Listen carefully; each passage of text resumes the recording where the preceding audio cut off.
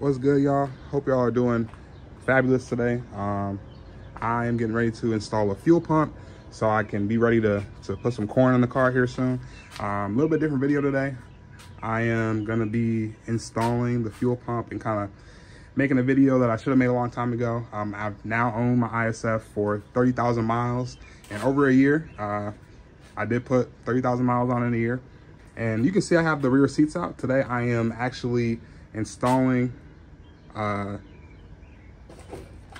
this fuel pump right here, actually.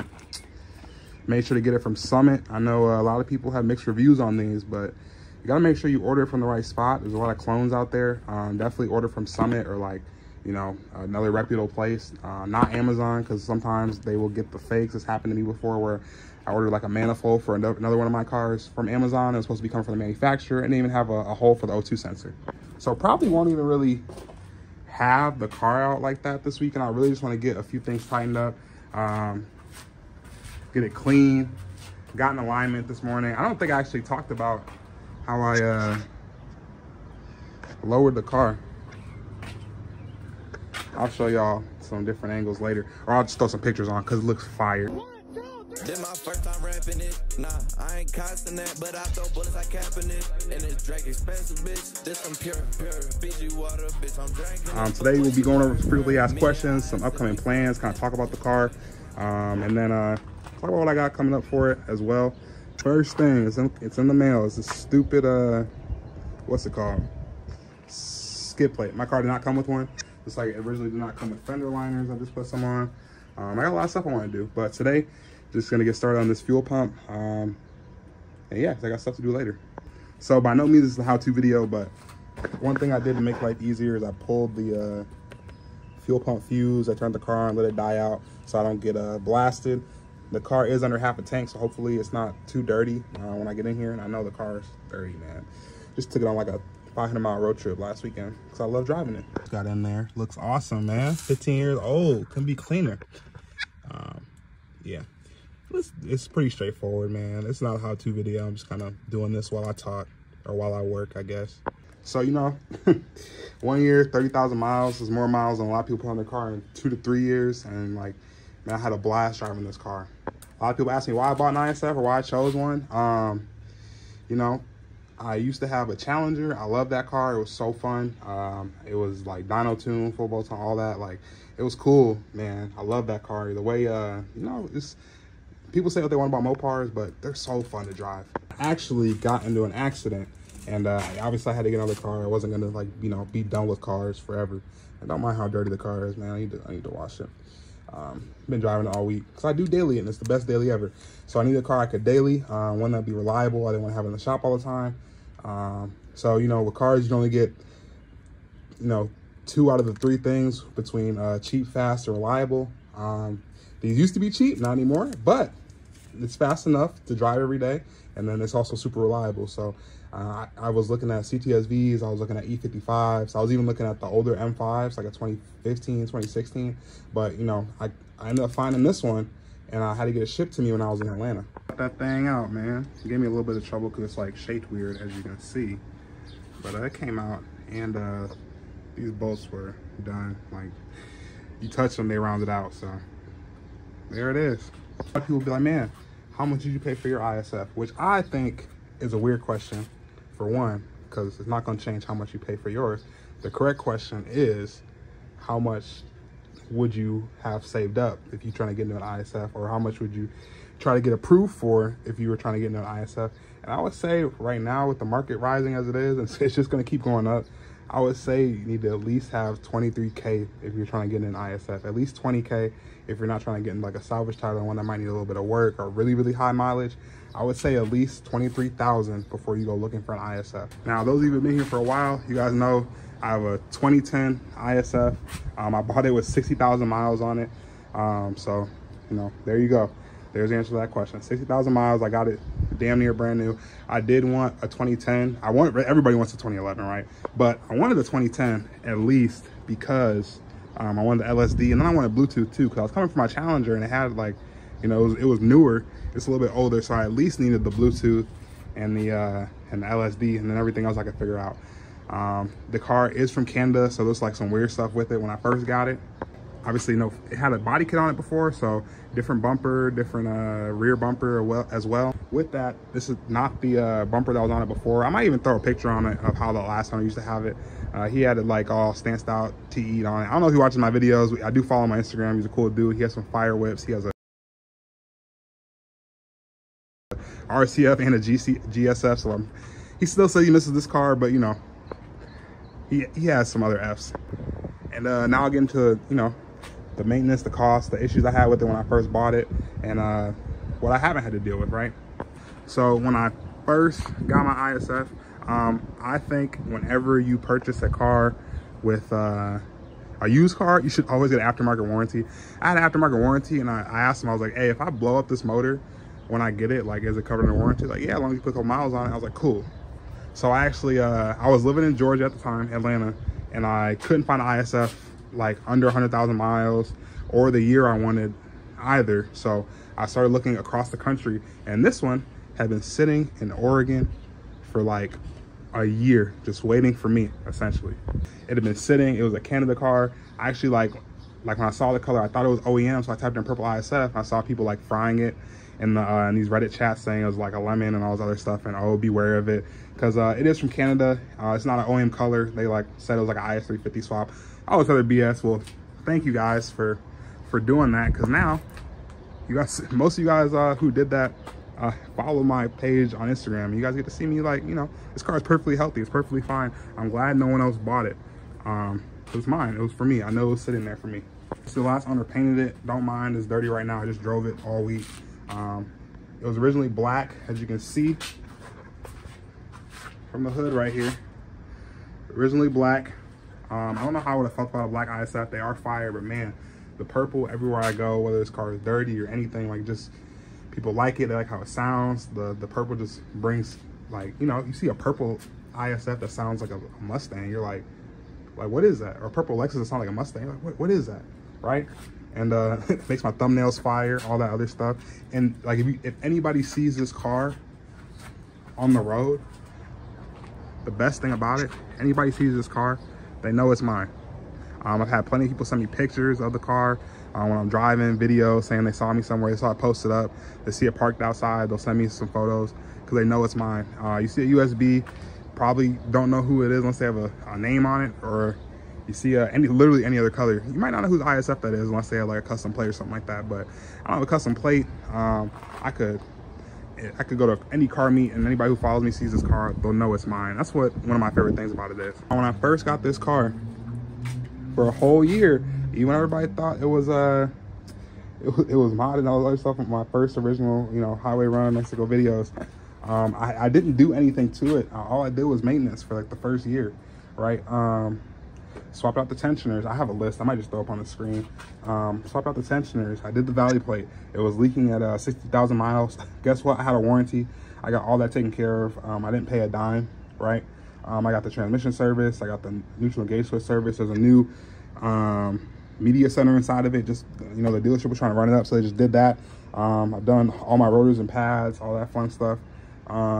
You name it, water pump. Like, I've literally done everything on this car. It is insanely healthy. Now I'm swapping a new fuel pump and all that fun stuff. This is like the healthiest F.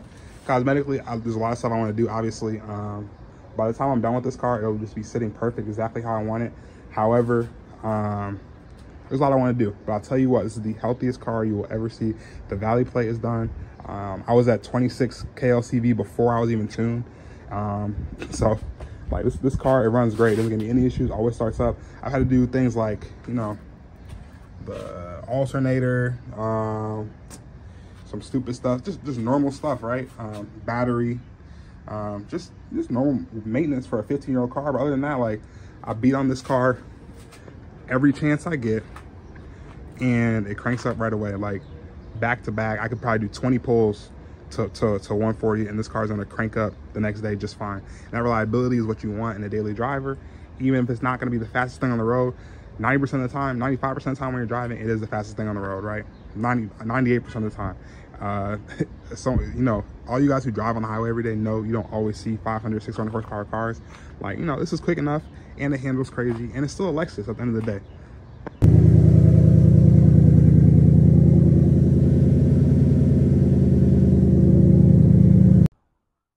All right, guys, hopping back into this video. It's actually probably been about a week since I started this video about why I bought my F. I'm actually going to a car meet, a Lexus meet right now.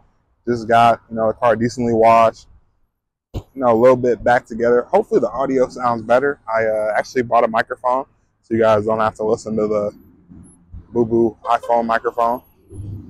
So the car is actually, it's been on full E85 for about a week now. It's been insanely fun. My next video I make will be on that. Sorry you guys are a couple weeks behind me at this point, but that's the way I can make sure I just keep dropping videos every week. All right. I've been recording this video for over a week. I'm gonna try to finish it today. Yeah, I got a microphone. I actually tried recording it last weekend, and I thought the microphone was doing well, but it wasn't doing well. It was it's just a whole bunch of noises. So this video is just gonna be a lot of talking. That boy having a good time. This video is just gonna be a lot of talking. Sorry for that.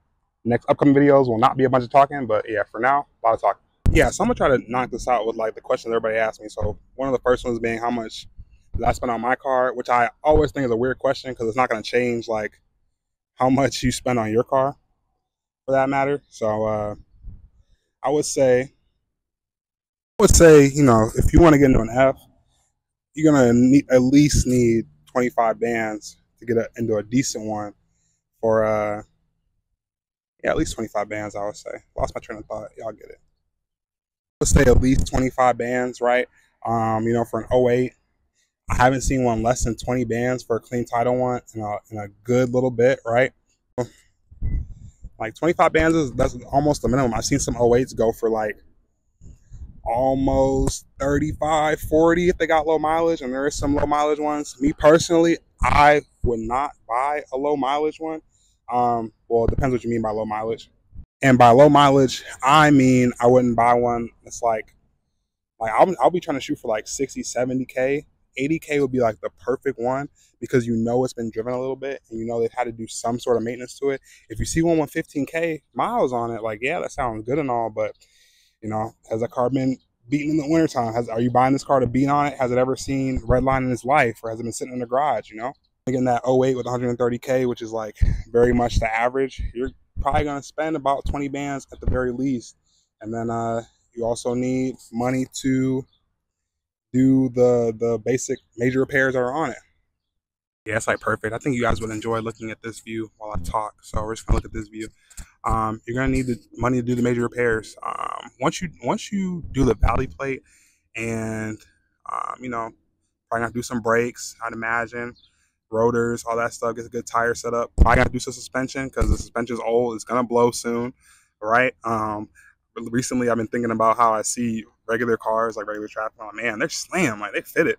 No, suspension blows on old cars, nobody fixes it. So those things you're gonna have to do. Like if you buy an F, do all the maintenance first. If you buy an ISF, do all the maintenance first. I got this car and nobody believed it was stock, but it was like bone stock until like March of this year. And then I finally put on my headers or whatever. I had an exhaust, but some nerds will say that does a lot. Some nerds, who aren't nerds will agree that doesn't do anything to make it sound cool. So I guess the next question I get asked a lot, what are some of the stuff I've done to my car maintenance-wise? Well, I've done almost everything to this car maintenance-wise. I want to make sure it was good to go before I start beating on it, right? I haven't dropped this video yet, and like I'm recording a bunch of videos out of order, but the car is on full E85 now. Like it revs out to like 7,700, 7,600. You want to make sure your car is good to go before you start throwing all that power at it.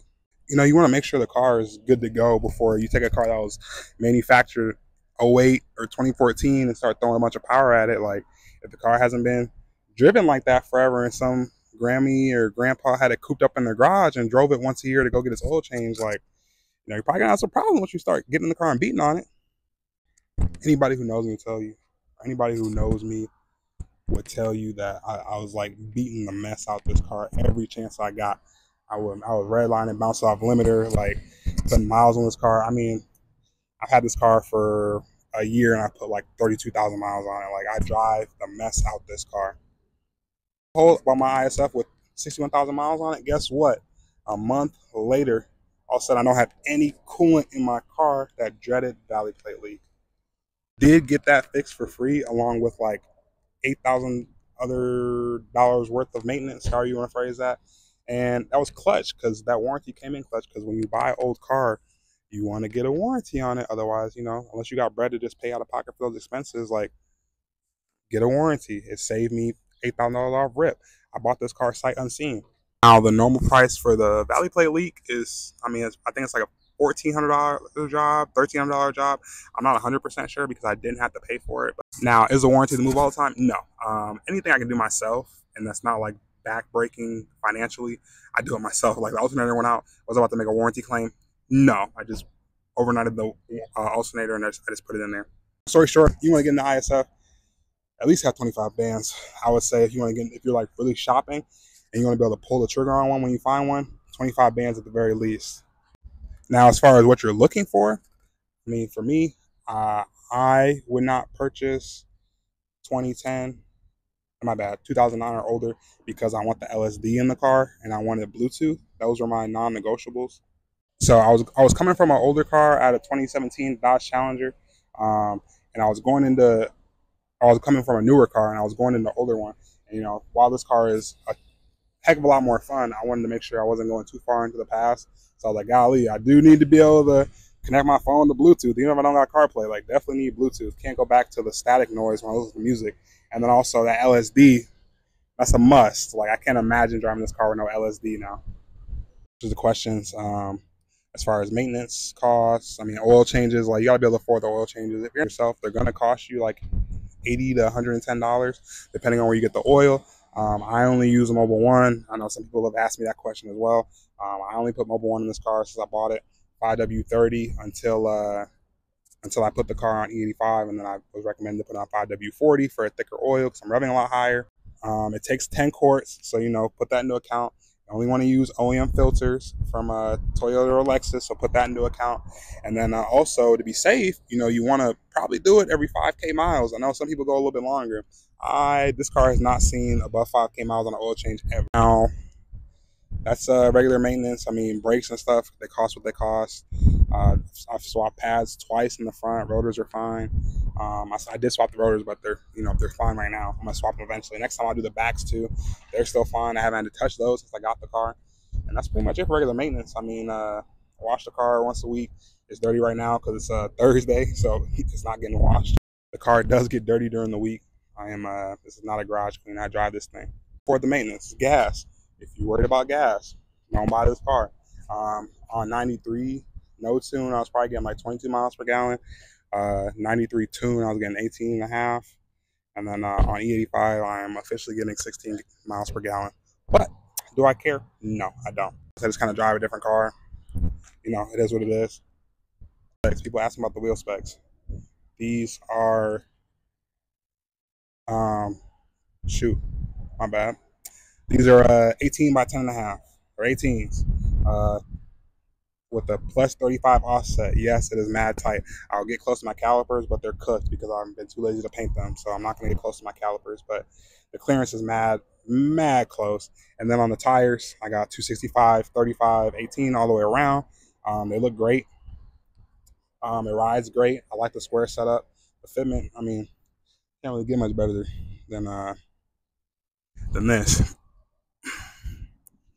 As far as living in